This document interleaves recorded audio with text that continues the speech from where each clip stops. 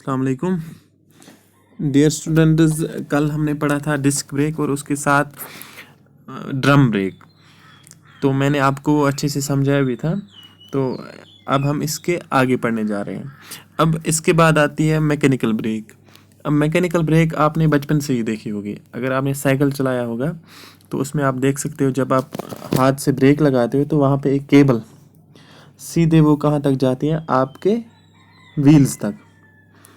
तो केबल के ज़रिए वहाँ से आप ब्रेक लगाते हो, तो उस वाली ब्रेक को आप कह सकते हो mechanical break.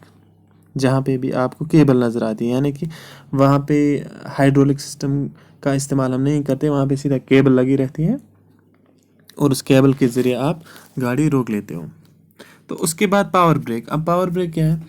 Power break actually मानो आप एक इम्प्रोवाइजेशन है। इम्प्रोवाइजेशन मतलब अगर आपके पास डिस्क ब्रेक है तो उसके साथ अब इसको बनाते हो पावर ब्रेक। एक्चुअली वहाँ पे होता क्या है, पावर ब्रेक आप कैसे पहचानोगे कि गाड़ी में पावर ब्रेक है?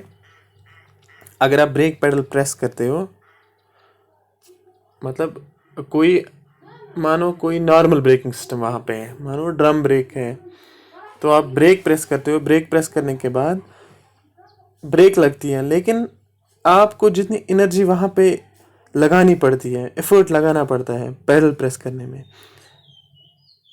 अगर इसको आप कंपेयर करोगे पावर ब्रेक के साथ, तो वहाँ पे आपको थोड़ा सा दबाना पड़ेगा, यानी कि हल्का सा टैप करना पड़ेगा ब्रेक पेडल पे।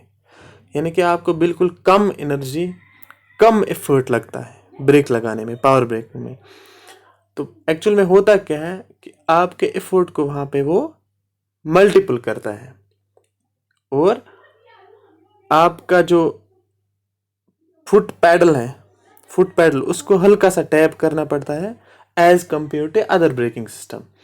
तो इसमें अब आप ये इजीली आप इसमें आप मतलब फ़र्क महसूस कर सकते हो जब आप गाड़ी चलाओगे, पावर ब्रेक और कोई नॉर्मल ब्रेक। तो उसमें आप इजीली महसूस कर सकते हो। कैसे? कि आप जब उस गाड़ी में ब्रेक लगाओगे, पैडल प्रेस करोगे जिसमें पावर ब्रेक का इस्तेमाल किया गया है, तो आपको थोड़ा सा उसमें टैप करना पड़ेगा, है ना?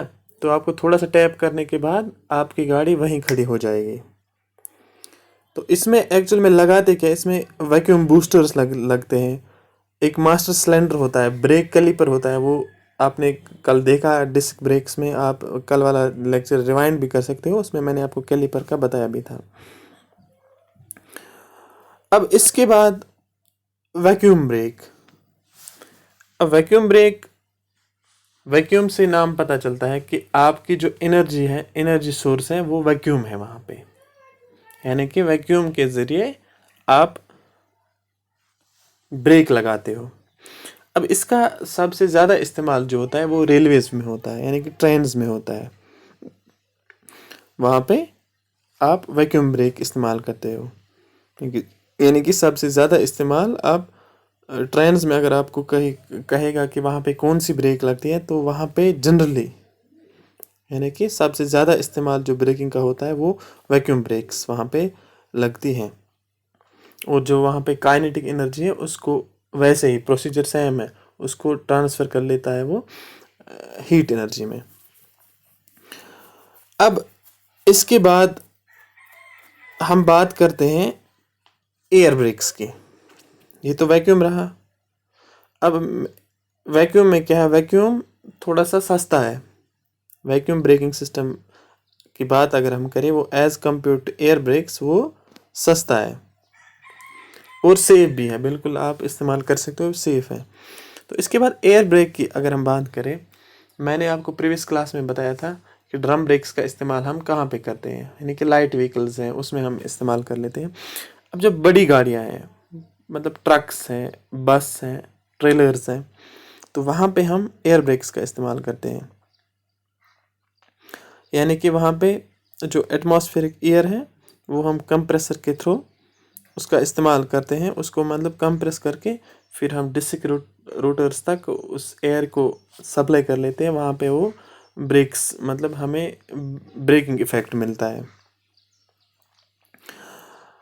अब जो बड़ी बड़ी गाड़ियाँ हैं, यानी कि मैंने अभी भी आपसे कहा कि बसेस हैं, ट्रक्स हैं, तो वहाँ पे हम एयर ब्रेक्स का इस्तेमाल करते हैं ज़्यादातर। और इसमें एयर ब्रेक्स में क्या है, ये इफ़ेक्टिव होता है और मतलब इसमें कम चांसेस भी होते हैं कि फेलियर आने का। फेलियर तो आ सकता है लेकिन कम चांस है। एक्चुअल में होता क्या है, जो बस है, ट्रक है, इनके व्हील्स भी बड़े होते हैं। तो वहाँ पे जब बड़े व्हील्स हैं, साइज़ भी बड़ा है, तो मतलब उनका उनका उनके ऊपर जो लोड होता है वो बहुत ज़्यादा होता है। तो वहाँ पे हमें ज़्यादा एनर्जी चाहिए, हम गाड़ी को रोक सके। यानी कि गाड़ी रोकने के लिए हमें ज़्यादा एनर्जी चाहिए। एक्चुअल में वहाँ पे क्या होता है, हम तभी इसका इस्तेमाल करते हैं एयर ब्रेक्स का, क्योंकि हमें वहाँ पे एयर ब्रेक्स, वो जो वहाँ पे हमें रिक्वायरमेंट होती है एक ये फोर्स लगाने के लिए, वो हमें एयर ब्रेक्स के थ्रू मिलती है। तो इंशाल्लाह हम अगले क्लास में पढ़ेंगे हाइड्रोलिक ब्रेक्स और एबीएस।